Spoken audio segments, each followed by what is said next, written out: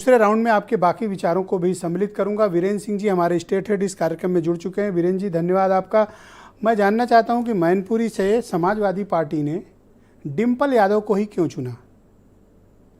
क्योंकि इससे बड़ा अब कोई कैंडिडेट शायद समाजवादी पार्टी के पास ना होता। 5 सांसद जीते थे, उसमें से 2 हार गए हैं लोकसभा का उपचुनाव, आजमगढ़ और रामपुर। आजम खां और अखिलेश यादव विधायक हो गए, वहाँ इस्तीफे खाली हुई, बीजेपी जीत गई। एक मुलायम सिंह के निधन से सीट खाली हो गई। अब आपके घर की एकदम दरवाजे की सीट पर अगर बीजेपी आ जाएगी और आपके पास मजबूत कैंडिडेट नहीं होगा तो फिर आप जो आदमी अपना घर नहीं बचा पाएगा वो उत्तर प्रदेश जैसे बड़े राज्य की सियासत कैसे करेगा? अखिलेश यादव के सामने विकल्प बहुत सीमित थे। एक बात जरूर साफ है कि अखिलेश चाहते तो डिम्पल यादव को सेफ तरह से राज्यसभा का सांसद बना सकते थे, उनको सीट पे वो भेज सकते थे, आगे भी भेजने के उनके पास अवसर आएंगे। लेकिन मुलायम की विरासत को सहेजना, उनकी सीट को आगे बढ़ाना, अखिलेश यादव के पास डिम्पल यादव से बेहतर शायद कोई कैंडिडेट नहीं था। मैनपुरी में संयोग देखिए कि चाचा विधायक है, भतीजा वहीं विधायक है।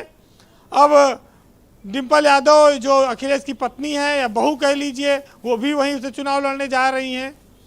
मैनपुरी इटावा कोई अलग नहीं है, एक यादव बाहुल्य सीट है और इस सीट पर हर हाल में लड़ाई होनी है। लोग कहते थे कि अखिलेश यादव उपचुनाव प्रचार करने नहीं जाते, अब की बार तो उनको डेरा जमाना पड़ेगा, प्रचार तो छोड़िए, क्योंकि ये घर में पत्नी का भी मामला है।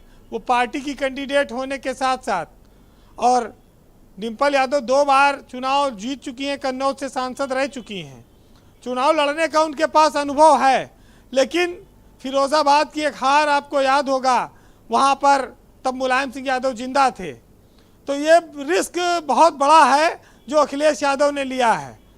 ये जरूर है कि अब इसमें बहू के सामने कौन आएगा, दूसरी बहू, देवरानी जेठानी या परिवार के बाहर का कोई आदमी।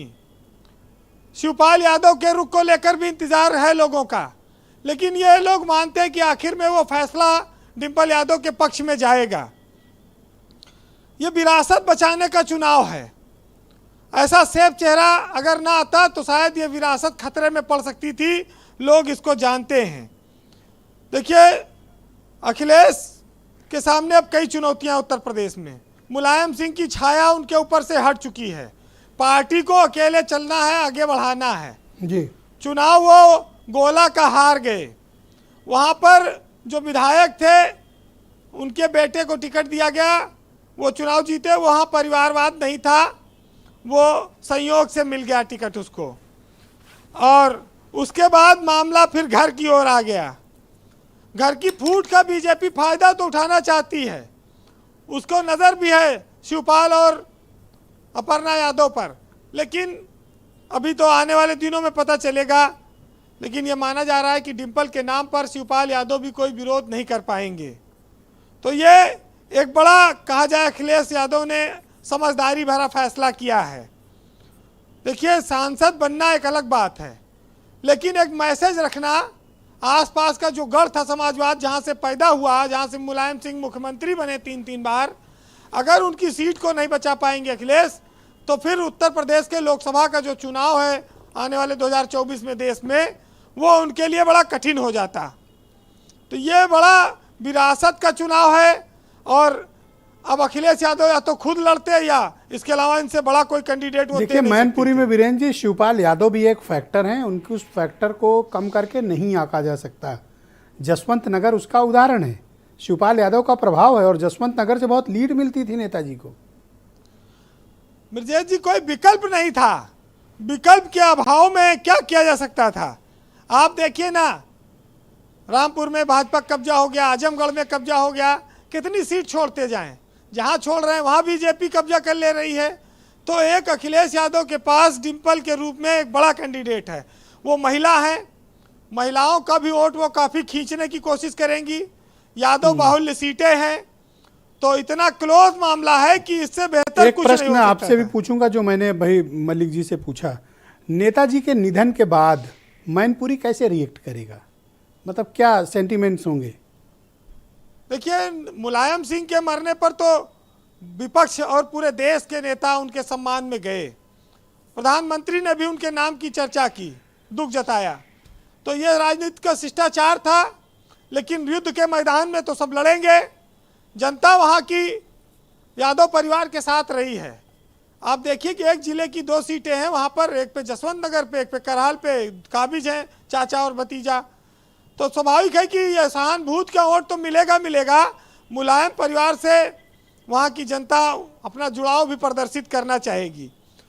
डिम्पल के आने से एक चीज़ थोड़ी सी बेहतर होगी समाजवादी पार्टी के पक्ष में, जो तहजीब है, जो सलीका है और जो अदब है, वो महिला होने के नाते उसका उनको फ़ायदा मिलेगा।